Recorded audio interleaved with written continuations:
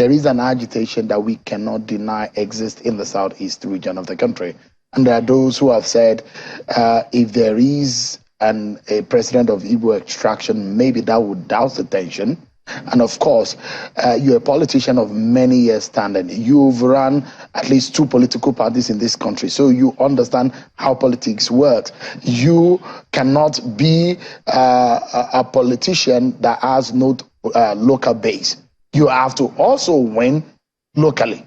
So your local base is the region where you're from, and you'll be hoping and you'll be happy that you are winning that region of yours. So that's why I'm asking you that question.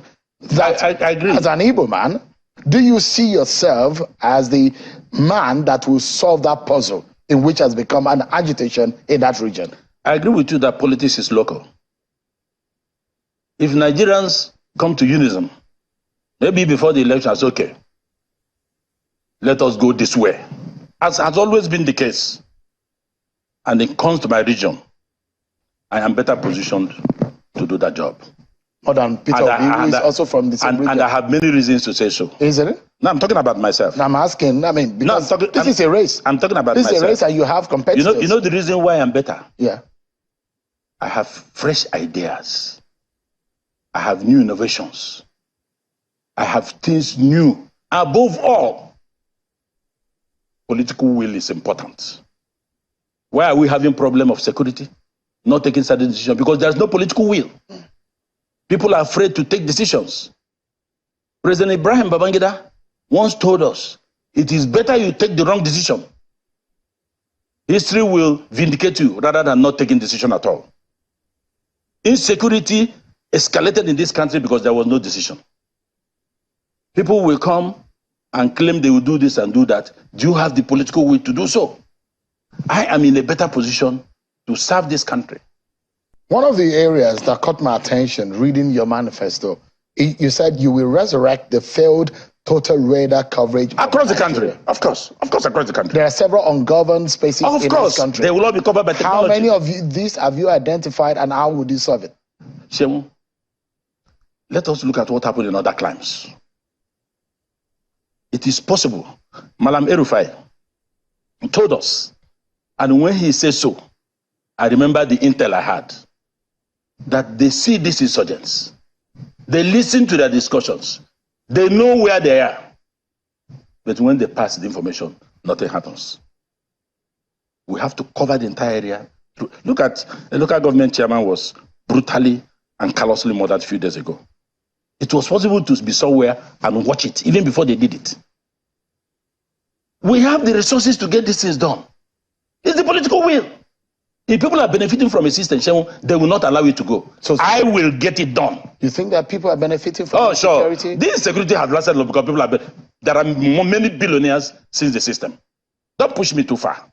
People have become billionaires. I'm not pushing you. I'm just asking you for the benefit of Nigerians. Yes, because they deserve to know, isn't it? Shehu, you know how a bird feeds, and you are asking how does a bird feed? You haven't heard in this country that most of the allocations to security were filtered. Take it away. If you go further in that document, we are going to do audits to see how these things have been done. We are not going to scratch it. We are not going to massage anybody.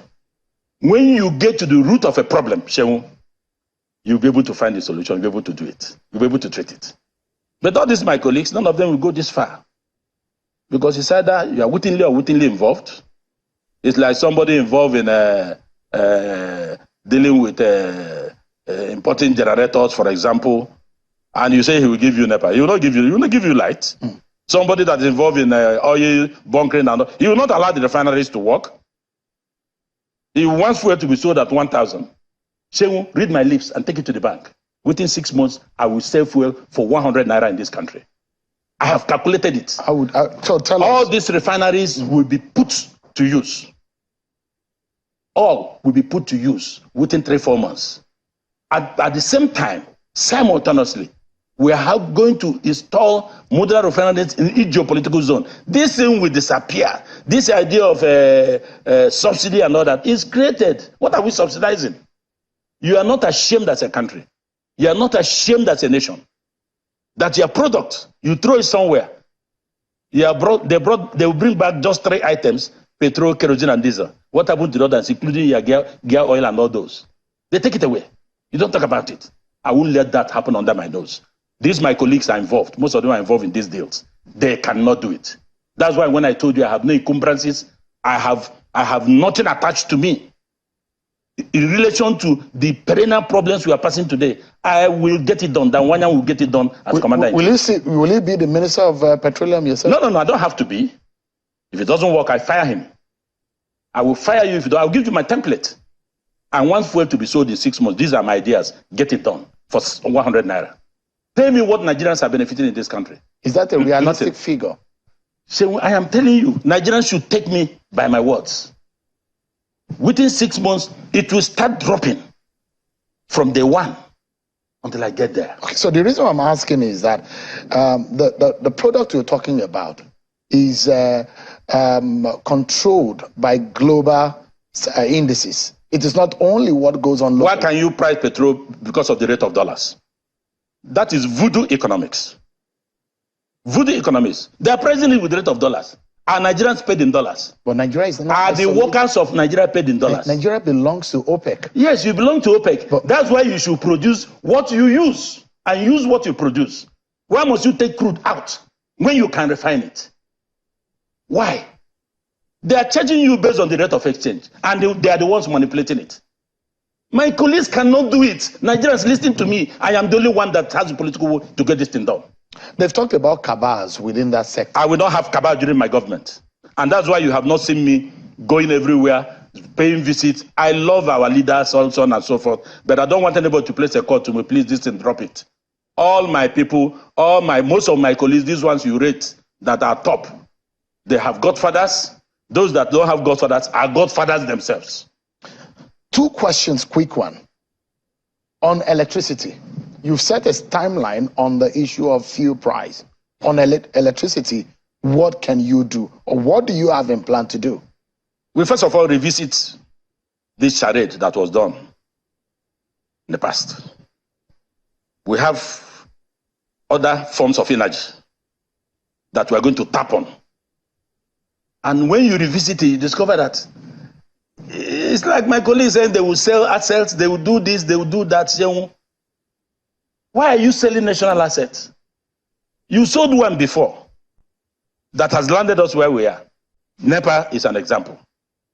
All we have is darkness. In fact, it was sold to people who didn't come in. They called them foreign investors who didn't come with money. They ended up borrowing from the Nigerian system.